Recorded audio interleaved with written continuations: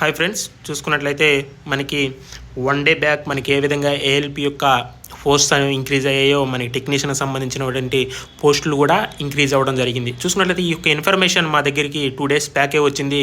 కానీ ఇది రియలా ఫేకా అంటే అఫీషియల్గా వచ్చేదాకా ఆగుదామని మేము వీడియో అనేది చేయలేకపోయాం మన ఛానల్ తరపున.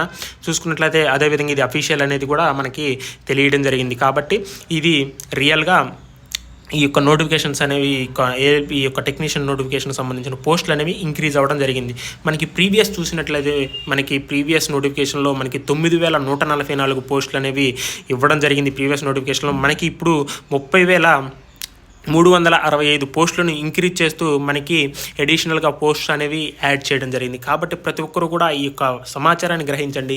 చూసుకున్నట్లయితే మనకి రానున్నటువంటి ఎన్టీపీసీ కానీ గ్రూప్ డి కానీ ప్రతి ఒక్క నోటిఫికేషన్ కూడా అత్యధిక పోస్టులతో రిలీజ్ కానున్నాయి. ప్రతి ఒక్కరు కూడా ఈ ఇయర్ బాగా కష్టపడండి. అంటే నెక్స్ట్ వచ్చేటువంటి నోటిఫికేషన్లో మనకి తక్కువ పోస్టులు ఉండొచ్చు, కానీ ఈ ఇయర్లో వచ్చేటువంటి ప్రతి నోటిఫికేషన్లో మ్యాక్సిమం మనకి అన్నీ కూడా ఎక్కువ పోస్టులతో రానున్నాయి. ప్రతి ఒక్కరు కూడా గ్రహించి ఈ యొక్క 1 year అనేది బాగా ప్రిపేర్ అవ్వండి. అదేవిధంగా జేఈకి సంబంధించినటువంటి అఫీషియల్ ఇన్ఫర్మేషన్ కూడా మా దగ్గర ఉంది.